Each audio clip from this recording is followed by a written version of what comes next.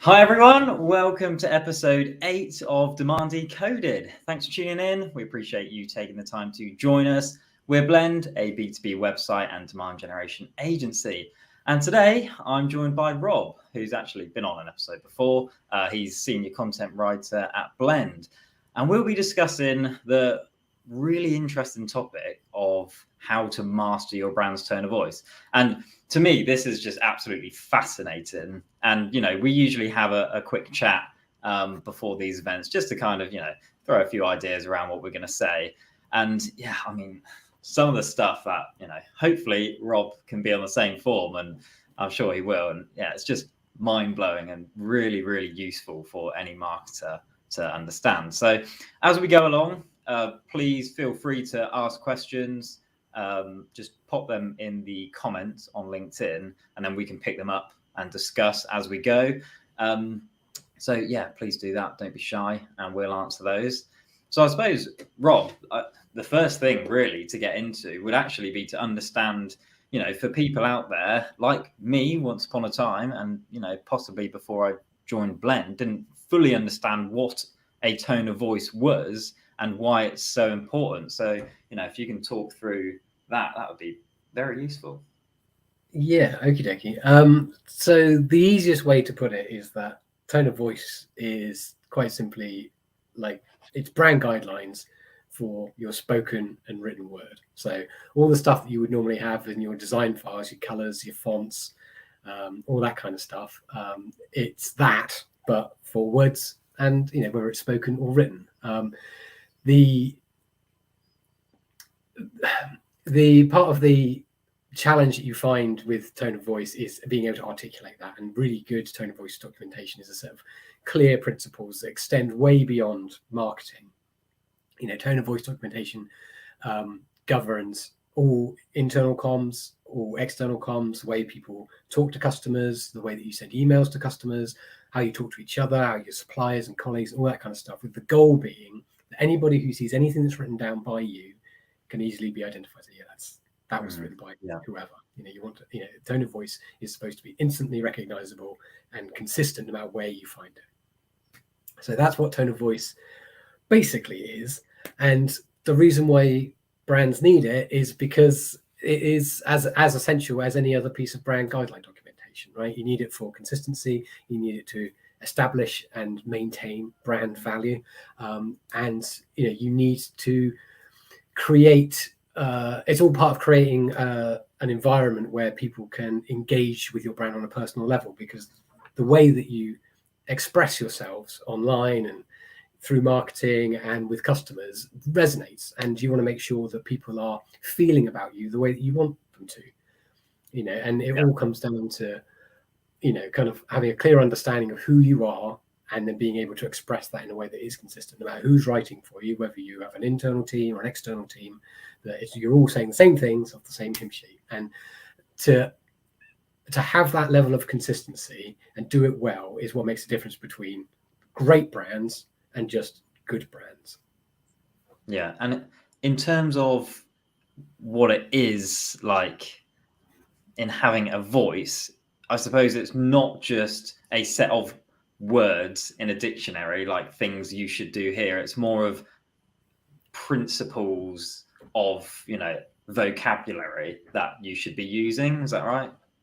Well, it comes back to, it's all about it's the evolution of any kind of brand activity that you would do. So under any kind of branding exercise, you'd want to really get to the heart of understanding who you are as a business, what are you trying to do, what are your values, what are you trying to bring to the world, and how do you want people to feel when they engage with you? Like, these are all common questions that you will ask yourself as part of any kind of brand exercise, and your tone of voice documentation needs to be able to take those principles and turn them into kind of practical, easy to use articles and guidance for people to write all kinds of different things. So like you say, grammar and spelling, word choice, they're all certain things, but also how you say things, what perspectives you use, kind of how often you use the customer in your narrative. That all kind of comes into play. What you talk about, all those kinds of things. Do you have if you have a value as a business, you need to make sure that is articulated, because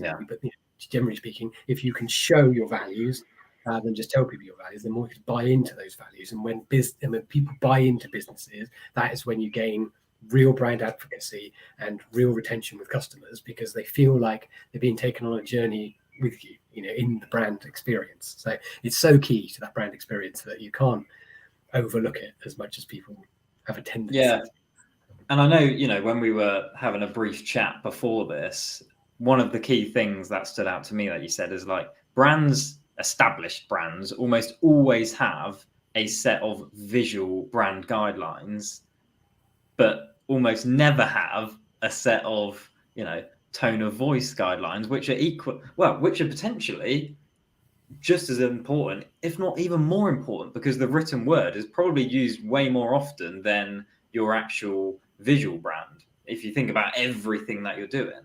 Yeah, absolutely. A lot of it comes down to the perceived value of visual elements, right? You go through a branding exercise, you go to a branding agency, and they're going to hook you up with some stuff. You want to see that you're getting something for your money, and that's why so many people put stock in the kind of the visual elements of it, because it looks valuable. Right?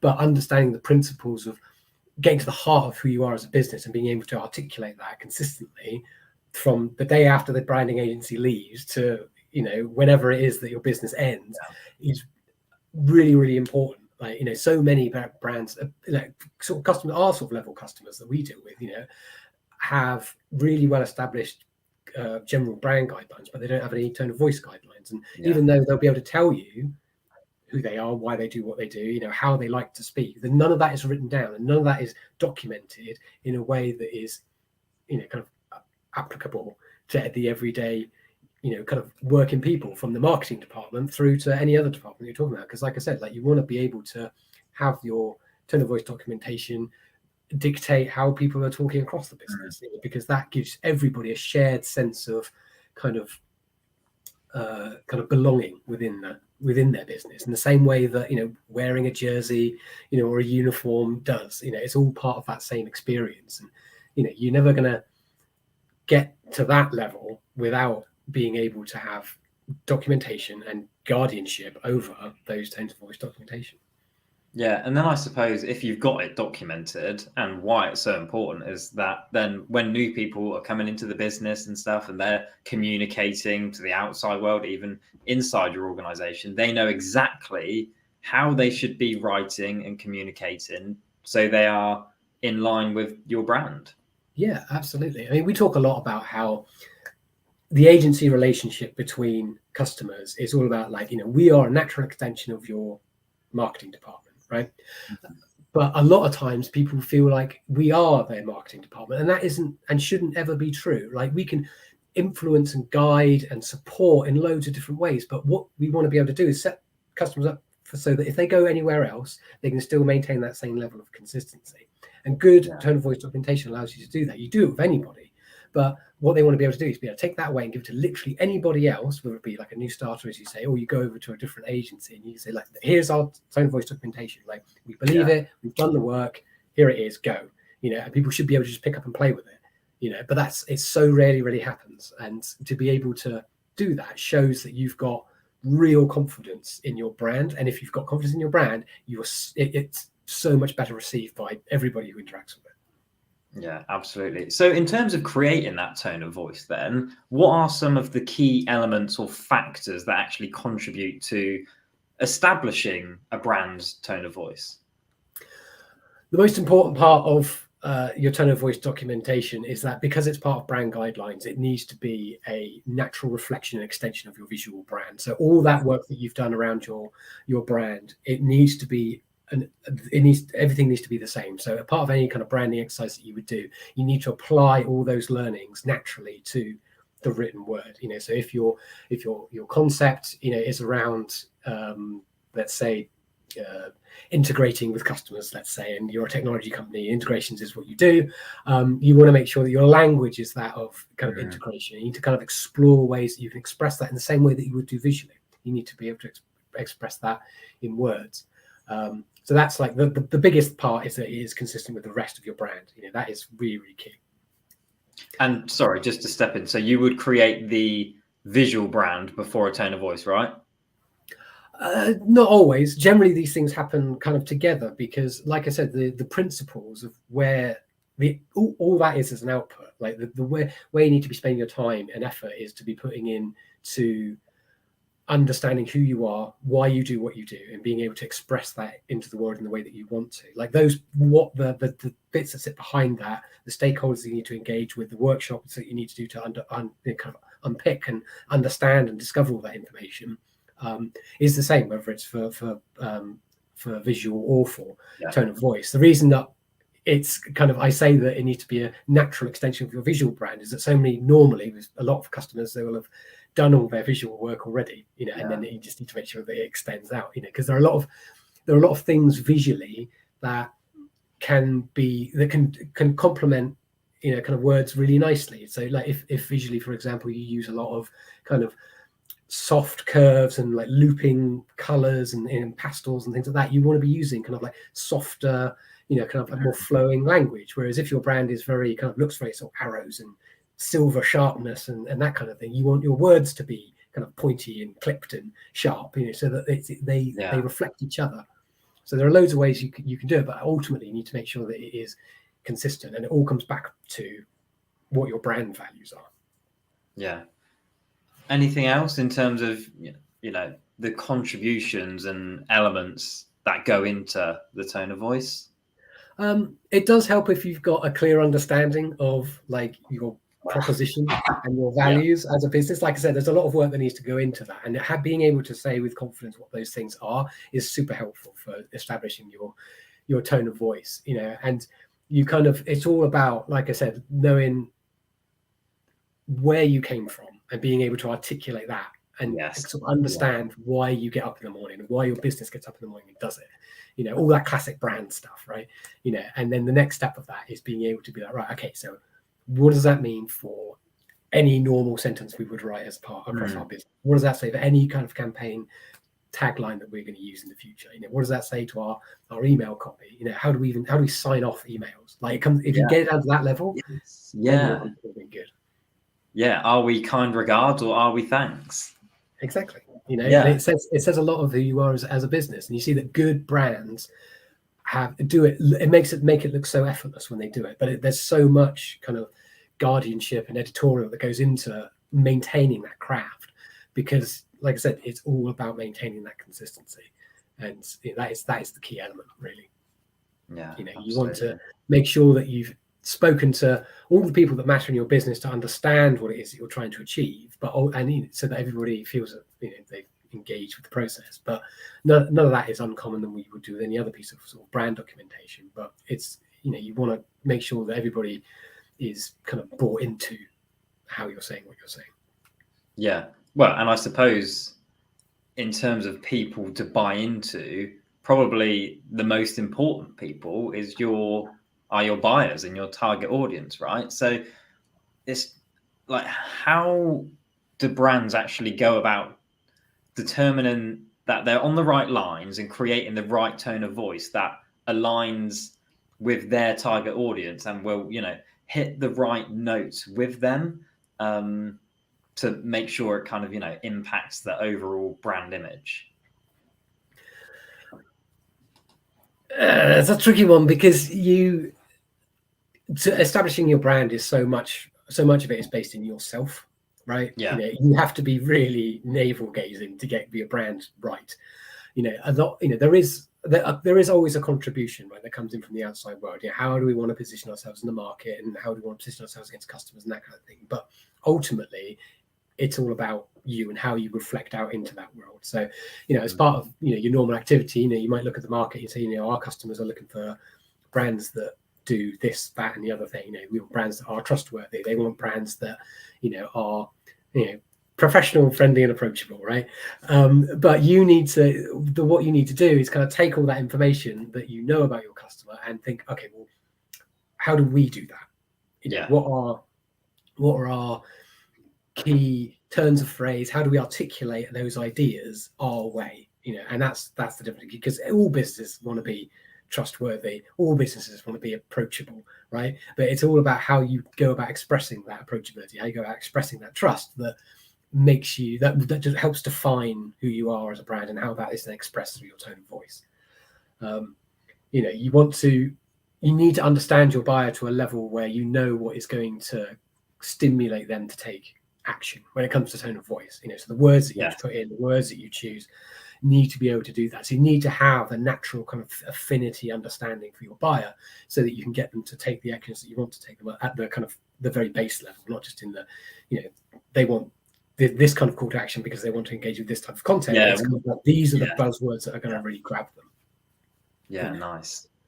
You kind of the market is an interesting place, and part of the other part of tone of voice, in addition to being consistent, is about being able to be immediately identifiable, right? You need to be able to stand out in your market, and there is a fine line to be gained between conforming to expectations and pushing the envelope.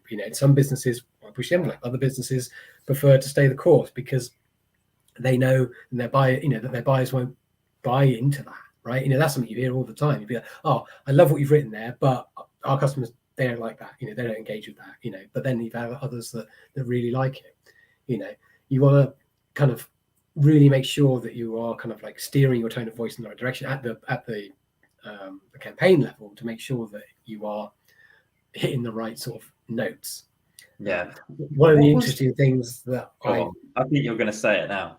One of the interesting things that we've learned is that you can tell a lot about how you want to pitch your tone of voice by comparing the age of your buyer against the age of the industry in which they're working, right? So young persona buyers in established industries like finance, for example, are more likely to engage with disruptive tone of voice and things that are going to push, kind of push the envelope, than kind of older buyers who exist in older industries, right?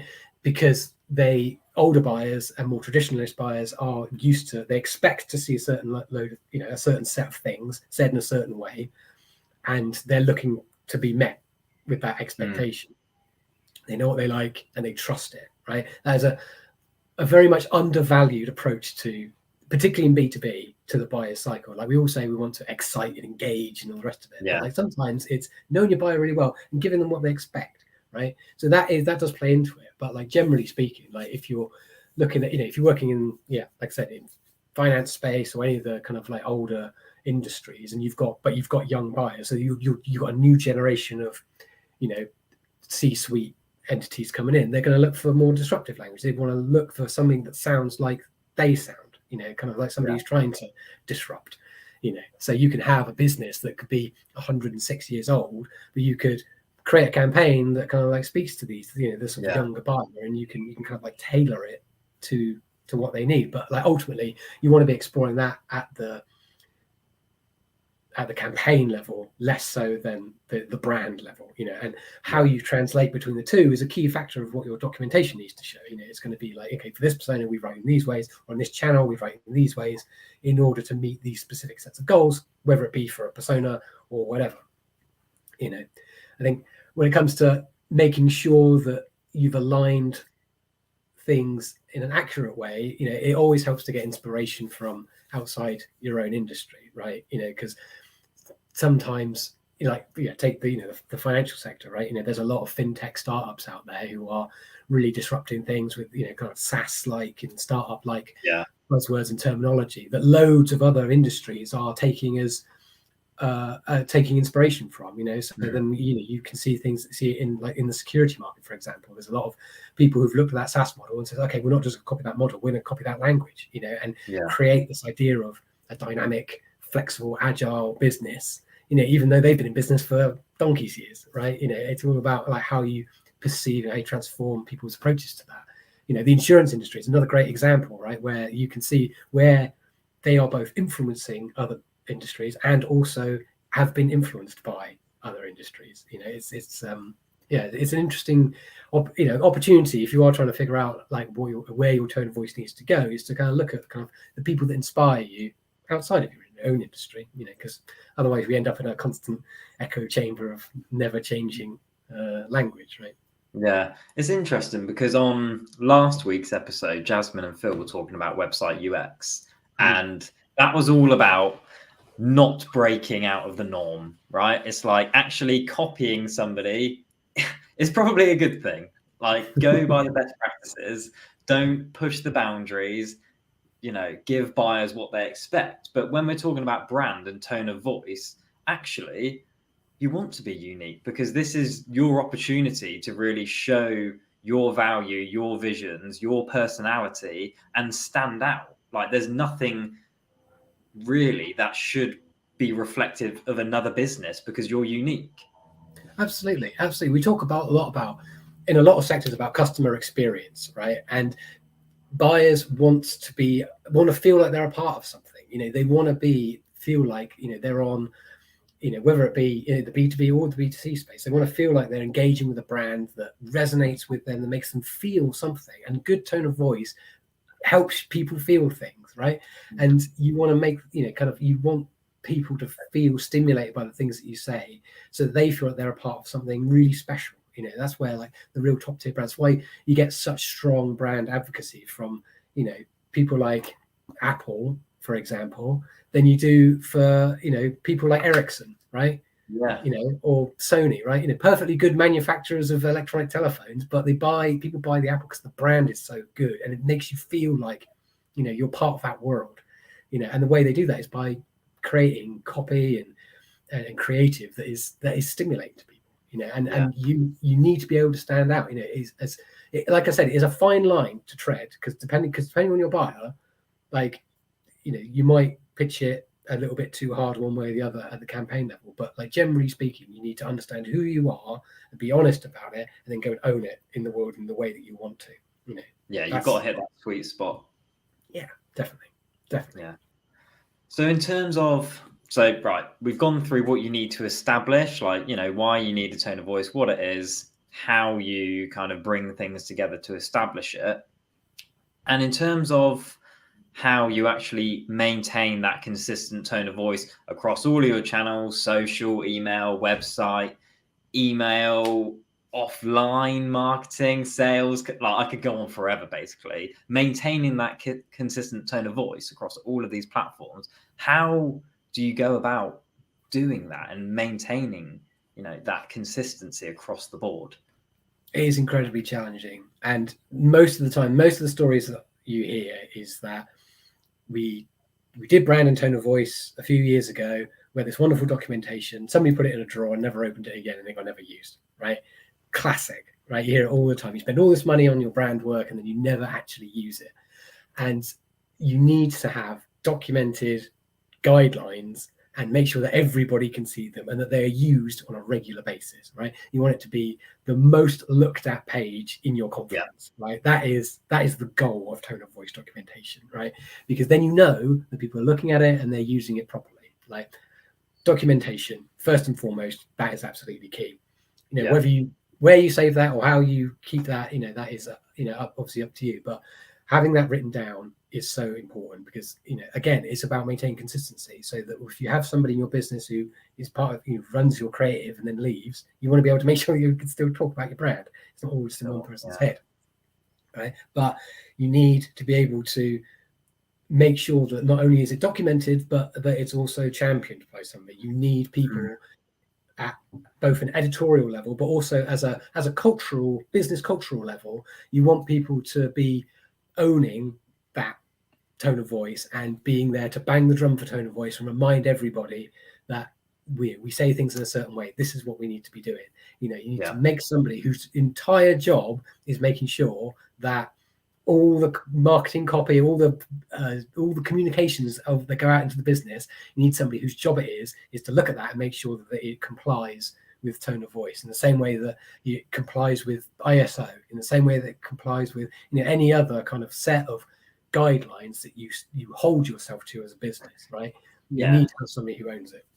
And that doesn't need to be one person, right? I know you're saying somebody there, but that could be a group of people like that own it. As long as some group of people, like individuals, take ownership of that tone of voice and are the champions and are strict, I suppose, on it. Yeah, absolutely. And normally within a business it's going to be the marketing department, right? But you need to be able to engage with all areas of the business to say, look, hey, I see that you're working on a presentation there. I see you work on something there. It's sales, classic with sales, right? I see you working on this pitch for a client. Just run it past my desk. I'd like to make some tweaks to make sure that it consists with tone of voice. You're not going to write it for them. You're not going to rewrite it at all. But just to make sure that it's going out with, the kind of the level of quality that is expected, because the salesperson might not know if your business is big, or they might have overlooked stuff because they've got other things to be doing. It's always somebody else's job, right? But being able to have the confidence to go out there, even to the C-suite, and say, look, I see you're doing your your earnings report for this year. Let me just go through that quickly for you. Yeah. And just make the tweaks so that even then, the shareholders and the board they see the brand, because it's so overlooked. Like this, the internal comms aspect of it is hugely overlooked. So you need people to own it and champion it. And like I said, normally that will be marketing. If you are an agency like we are, normally it sits with the copy department. But obviously it will vary. Yeah, and I think on actually running it past people and stuff, like if you have a tone of voice and then you're getting people across the entire business to run it past somebody, when it comes back to you, you're like, wow, like that's bang on. And like you see the difference, because I've had it, like even now at Blend, I'll write a blog or whatever, or a piece of content, run it past our content team, and it will come back with all of these changes from our copy team, which I expect now. It's quite sad really to look at, but amazing, like really to look at when it comes back, the impact that tone of voice document has. And although I try to stick to it as much as I can, having these people that champion it and know it inside out is really useful.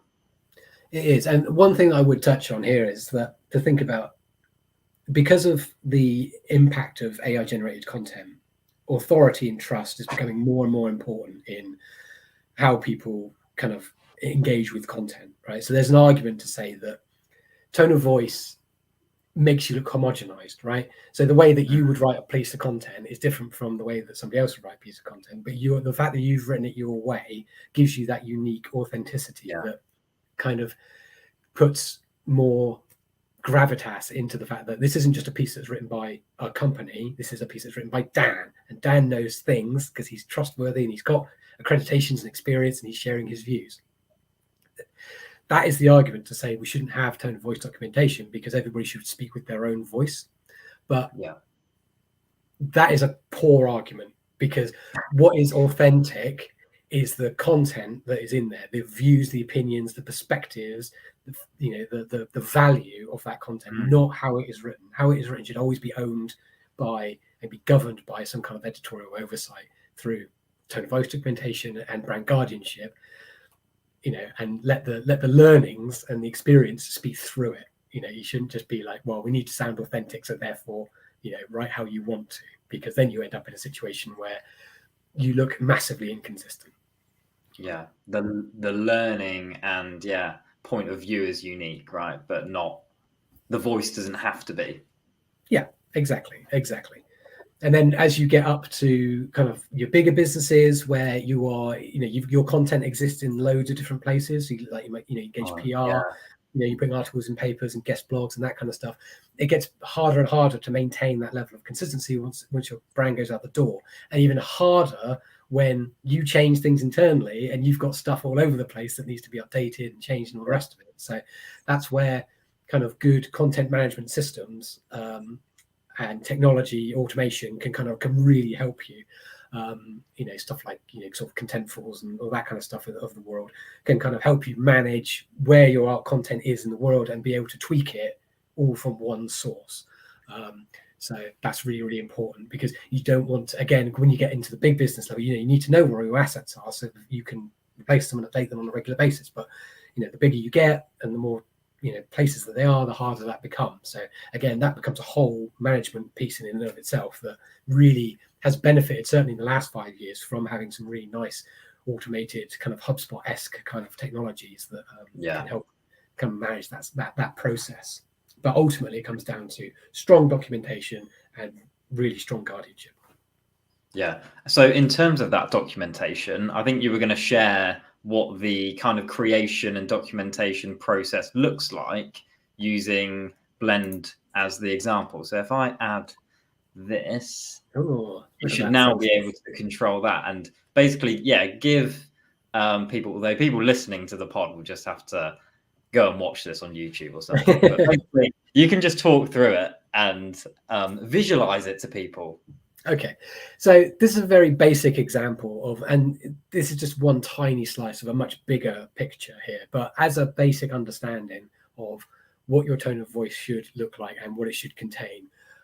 Essentially, it's understanding what assets, what values you want to bring to the world, and then expressing them, and then writing it in a way that is useful for people. Because the other thing about tone of voice documentation is that it's a practical piece of documentation, right? People need to be able to use it. So what we've done here for Blend is explore what our brand, if Blend were a person, what attributes we would have, and then create an example of that kind of content, and then highlighting where we're showing how we are expressing those values, those elements. So, for example, we say that we're impartial, so we make sure that we say that inbound demand generation is but one of many marketing approaches, even though we think it is the best and the one that businesses should be looking at these days, because lead scoring sucks, or whatever it is you like to say. And all that kind of, and giving people clear examples of what good tone of voice looks like is really, really important to getting people to learn and understand what they should be writing and how they should be writing it. So in addition to our attributes, our traits, we also have some general guidance on how we approach things and how we position ourselves and how we write about certain things. So for example, here we use positive appeal, we speak to people, not jobs, that kind of stuff. And then with some examples in writing tone of voice documentation, this, not that, is a really good way of kind of structuring your values, to give people very clear examples to say, no, we write like this, but it's like we write like this, but not like that. And that gives people very clear guidance. That should be emphasized, really, because that's such an important way to visually communicate, what you're trying to get across. Actually, instead of just saying, do this, showing what you shouldn't do is almost more effective sometimes than actually getting people to do it the right way. Yeah, absolutely. I found that anyway when I was looking at this. Yeah, because it's really important, to kind of give people examples. And what I've done for some of these examples is to kind of pull on existing copy and things that exist in our ecosystem of content and use them as direct examples. So it's key to to that way people can see contextually that this is it's not just any old example, an example that is applicable to what we do every day in our business. And then you can do this with all kinds of different in different attributes and elements, but to compare again how you sound, and how you structure things and how your tone of voice is articulated by creating nice, easy to understand sliding scales of stuff. So for example, we use formality and flow, so we would say, okay, well, where do we sit on that boundary? If formality, if one was, I'm applying for a job at the Houses of Parliament, and 10 is, I'm drunk and talking to my friends, where do we sit on that scale? And then how do you articulate that? And it's important to be able to have in your mind, kind of what examples of that are, to help people really understand where you're coming from. So for Blend, we sit on the informal side of formal. We like to reflect our our charm, but we stay professional, right? We aren't overly kind of chatty and overly friendly with clients, but again, it's because we are a B2B based business, and we know that we get better relationships out of our clients if we maintain a level of professionalism that sits beyond kind of being overly formal, and then our flow, we are easy to understand but deep dive into complex subjects. That's a very nothing phrase in and of itself, but when you see it as a 7 when it comes to punchy sentences to long run-on sentences, you can it gives you a better understanding of what that actually means, which essentially, to put it in Phil's words, is answer the question and then elaborate, that is a reflection of that. So, and we always want to be saying a thing and then expanding on it. Even the way that I So speak is very much like that. But that would be the reason, right, for being on one side of that scale to the other. Like when would you choose to be on 1 of flow compared to 10 of flow? Like how do brands figure that out, where to be on that scale? ultimately, it comes back around to values, right? If you want to be direct, no nonsense, no fluff, all killer, no filler type brand, then you put yourself as a 1. And sometimes it's an expression of the personalities involved in the room. A lot of times it feels like that when you do these kinds of workshops, these brand workshops with people, it really comes down to that kind of stuff. So one we did for one of our clients recently, it was very much a kind of like, what you saw was what you got with him. He called a spade. And when we explore with him, what is the kind of content? If you are your own ideal buyer, what's the kind of content that really engages with you? And he was like, something that really rocks the boat and it speaks very directly. So then we're like, okay, cool. So slap you in at a 2 or 1 or a 2, and then test it. Because this is the other thing. And when you do it with clients, it's really important to, once you've identified that they want to be this, then test them with it. Be like, okay, right, here's your homepage. Here's that version of the tone of voice that you've got. Are you prepared to stand by that? Because a lot of times it's all very well saying it in the meeting, and then immediately people are like, oh, people are actually going to say that. Maybe we should hedge. But sometimes, a lot of the time, actually, people stay true to what they believe. And seeing it up front is a really nice way of being able to express that. But it all starts here in this kind of work. Yeah, so that's really useful. Beyond this, you then go into looking at like how you write for certain people and what kind of grammar and things that you use and all that kind of stuff. And it goes on and on and on as a whole piece. Again, it's not just a one. You can boil it down to 1 page if you want to create a handout or something like that. Ideally, you should be able to do that, but you need to be comprehensive. Like, how do you spell the word e-commerce, for example? Do you spell it e-commerce with a lowercase c, or do you spell it with no hyphen and a capital C? All that kind of stuff all needs to go into your documentation, in addition to not just the words that we use, the words that we don't use, but then how do we spell those words, and all that kind of stuff needs to all be added in. This kind of stuff, glossaries and all that kind of stuff. I think we must have a good 8 pages in here that's like, use an Oxford comma, and don't do this and do that. So it is a bit of a beast, but definitely worthwhile, and having this kind of overview of things really allows anybody to pick it up and at least get the gist of your tone of voice. Yeah, absolutely. Ultimately, it's all about, like I say, it's all about creating the right kind of feeling, right? Okay, whether or not you use the Oxford comma or you put a comma in one place, the only people who are going to care about that are the nittiest nitpicking people. But if you can articulate what your tone of voice is supposed to be making people feel, that usually gives lay people enough to get on and write something that is much more aligned to what your brand voice is than kind of like making people read through reams and reams and reams of rules and regulations for how they should and shouldn't write. And then, because that nitpicky stuff,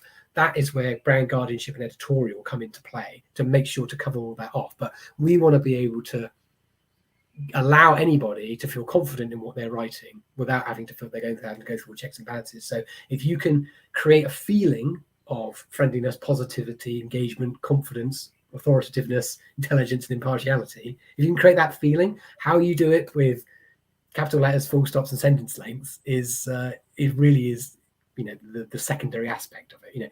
It's all about creating the right kind of feeling, and this is what we try to articulate in our brand voice page, and then all the other pages that sit underneath it are all the full-on brand guidelines. Yeah. So let's say people have listened to this, and they're inspired. They're going to go and create a brand tone of voice because Rob has just inspired everybody to do this, right? I hope. What are some of the specific challenges or pitfalls that people might actually face when they're coming to document this and establish their tone of voice, and how do they come battle some of them and overcome some of the challenges? So one of the biggest challenges that you find in tone of voice, slightly less so in visual brand, although this is very common in visual brand as well, but it's bias, right? The loudest person in the room usually gets to make the call, and people get led far too easily down kind of charismatic lines, and then they end up kind of writing in the way that either they're told to or the way that they want to, because they feel their ego is the brand, as it were. That is one of the biggest challenges in terms of like creating the documentation and really nailing down the values and what it needs to be. Bias is a huge pitfall. That's where sometimes getting a third party is always really useful, because it's somebody who hasn't got a dog in the fight, right? And they can really help you understand the core of what you're trying to do as a business and why you get up in the morning, and it can be more true to that rather than kind of have it be polluted by influences. Yeah, that's a great point. Yeah. That's one of the big ones. When it comes to actually maintaining and delivering on that tone of voice, the big one is stakeholder engagement and change management, right? People don't care. Most people don't care about tone of voice, right? Particularly inside businesses. Like in marketing, people care, right? Yeah. Because they need to. But this is where internal comms is so important, and change management is so important. Getting people on board is really, really important. That's one of the biggest challenges is that people just don't think about it. They're busy. I get it. You need to write an email, you need to send it off to a client, you need to get back to a prospect really soon, or whatever it is, whatever the excuse is that there's never time, and you should always, I'm a writer, like I'm going to say this, but you should always give yourself the time to write, which includes putting it down, picking it up again and looking at it again and saying, oh, actually I can change that and that could be better and all the rest of it. Like everybody needs to do that, but they don't. So that's one of the other big challenges. The other ones, obviously are just, it just comes back around to education, right? People don't know what tone of voice is. They don't understand how their words affect other people. Like you see this in internal comms all the time, right? People saying, you get a message from somebody, through Teams, and, it's interpreted wrong because people don't really understand the choice of words that they use has an impact on people. What you say matters, in every scenario. People don't understand the power of that. And so they don't see the value, So that's one of the other big things. And like I said, like the way to overcome these things obviously is education, right? Proper change management, be like, right, these are new tone of voice documentation. This is what it means for you in sales. This is what it means for you in accounts. This is what it means for you in, catering, wherever you are in the business. Yeah, right? I suppose this is why it's important. This is why you should care, and why we're doing this, and why we care so much about it. Yeah, absolutely. And if you can't get your employees to buy into the values of your business, like what are they doing here, and what are you doing there, right? At the end of the day, that's what it is. Like you want to hire people who share your values. Like if they don't, then they shouldn't be there in the first place. Ideally, you want to be able to get them to get on board, get enthusiastic about living your brand, because all of your employees should be brand advocates for you. And if they can't get on board, then you need to work really hard at getting them on board.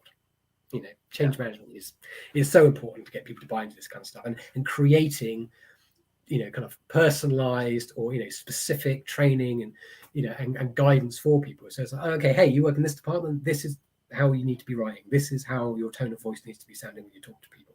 These are the kind of things you need to ascribe to, all that kind of stuff, and then people feel like, oh, okay, this isn't just marketing's thing. This is our thing. These are our rules that we need to play by, So when you're in strategy, for example, like they write reports, they have a set of guidelines that they need to stick to. They know they need to not just present data. They need to look at the data, look at the story that is telling them, create a narrative, and then write in a way that tells a narrative story while also being to the point and direct enough to be able to make people understand what is in that report. It's tricky, it's hard, but the way that they do it is completely different to the way that our sales department does it, right? And the way, the goals that they need to do. So, it's always different, but it all comes from the same place, and it's all telling the same things about us being friendly, intelligent, and authoritative, right? In our way. So yeah, even though the language and purpose behind the content might be different, the actual overall voice is consistent. Yeah, absolutely. Again, it's all about consistency. Yeah. So in terms of like before we start wrapping things up, any good examples that people can go away and look at, dig a bit deeper in terms of brands that have really mastered their tone of voice, maybe even B2C and B2B? I don't know. So there are a couple that I like. A lot of these are, I mean, I don't want to say Innocent Drinks and Apple because everybody says that when we have tone of voice conversations, right? Everybody says that. But ones that I like in the B2B and B2B spaces, I really like Monzo Bank and Starling Bank. Like we talked about fintechs earlier, right?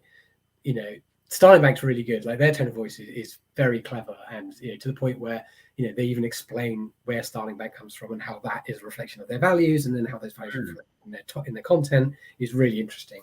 So I think they do a really good job. Forecast, I think, do a really good job of standing out in the market. If compared to other project management tools that are out there, I think they do a really good job. I love Asana. They have a great brand anyway, but their brand voice is really good. And you see, the interesting thing about their brand voice is that you see it in an app as well, which is really cool to see. So the stuff you see on their website and stuff you see in their marketing is the same as you see in their product, which is such a huge win for brand advocacy, right? Because you use it every day, you see it every day, you feel it every day, and then you identify it immediately every time. Like they're really, really, really good. There is another one that I wasn't going to share, but I think I am going to share. So if we can bring up my screen again.